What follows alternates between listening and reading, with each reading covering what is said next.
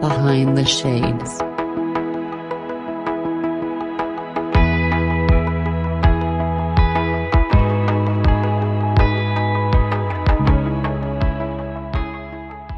My name is Lucy. I am a lifelong multi-sport athlete. I am a registered nurse and worked through the thick of it in COVID, at which time I experienced and went through my first pregnancy. So I'm actually still fairly new postpartum. My little boy will actually be 3 on August 31st. So kind of have a background in all things life, sports, and medicine, and now parenthood. Perfect, perfect. So happy belated birthday because Yeah, by the time this gets out, it'll probably be after the fact. So, what do you have in store for your son who is turning 3? we have a party planned. Honestly, we're in Texas and it's been 109 degrees. So it is today, the high is 109 with the heat index of like 118. So his birthday party is next Sunday, but we are trying to do everything that we can to plan ahead and plan accordingly just to keep it a safe event for everybody to participate in, with it being outside. But yeah, looking forward to that. I will say that my son is, and I'll share this now because I'm sure it's something I'll talk about. My son is very speech delayed. We were a little bit concerned with some developmental delays. At this point in time, we believe that he's just poorly socialized being a COVID baby, and that it truly is just a speech and verbal communication delay, as everything else seems to be catching up to par with speech therapy and things of that nature. But trying to do everything that we can to plan for it to be a successful event for him, to not overwhelm him. I believe I'm very neurodivergent. If that's not, I don't believe that I've shared something like that, anything about that in our previous interview. So I'm highly neurodivergent. I know that from a medical standpoint, there's a strong genetic component to that. So he's clearly very neurodivergent as well. So just trying to make sure that we plan accordingly so that he has a birthday party that he enjoys, that is not overwhelming for him, and that everybody can have a good time.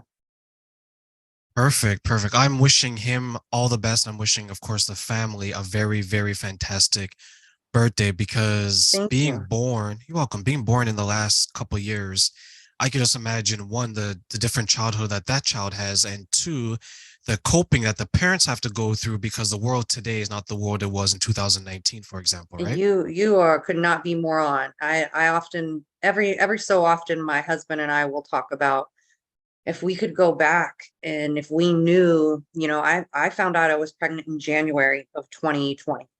And in March of 2020, literally the world shut down abruptly. When I found out I was pregnant, COVID coronavirus was something that had been like in the whisperings, and oh, it was like kind of this thing, this folklore. But within about an 8-week period, it became a very real thing. And it very much changed the experience that we had with being pregnant. It very much changed, to be quite honest, as a registered nurse in specialty, it very much changed the experience that I had with my profession, all while going through my first pregnancy. So it was a very difficult time. It was a very challenging time, I would say. Not so much difficult, just presented. There were a handful of very new, very real challenges that kind of all abruptly happened. But needless to say, it very much changed our experience becoming parents and our experience raising a child.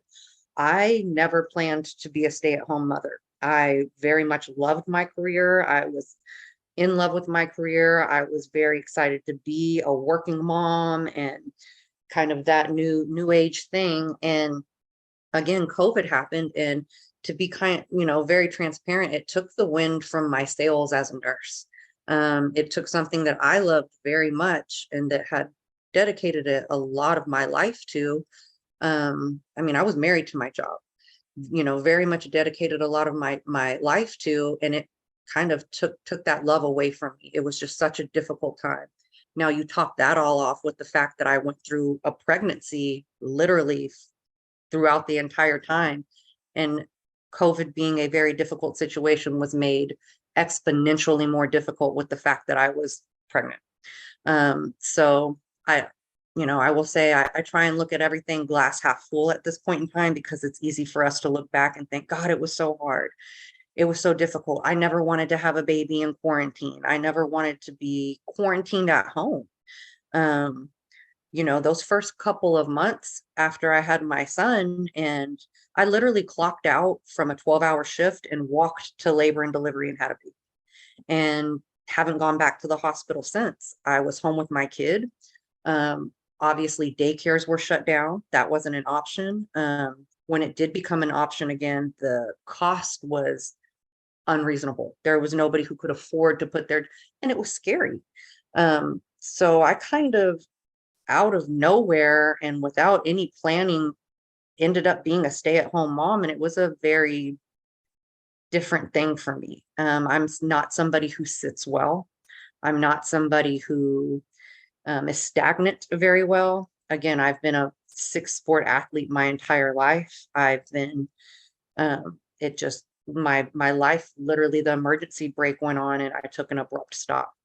But looking back on it now, I think that it has, in the long run, caused so many positive changes for me as a human being, and as a person, as a woman, as a wife, and as a mother. And although COVID and all of these things that I'm talking about were very, very difficult situations to get through, I know in my heart and soul, I have come out a more complete person and a better person because of it.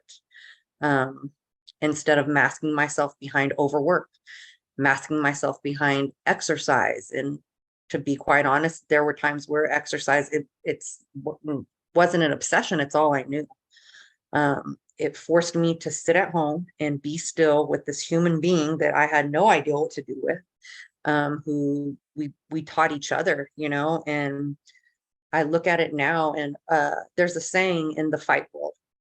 I'm a combat sport athlete and have been competitive for many years. There's a saying in the fight world, slow is smooth and smooth is fast.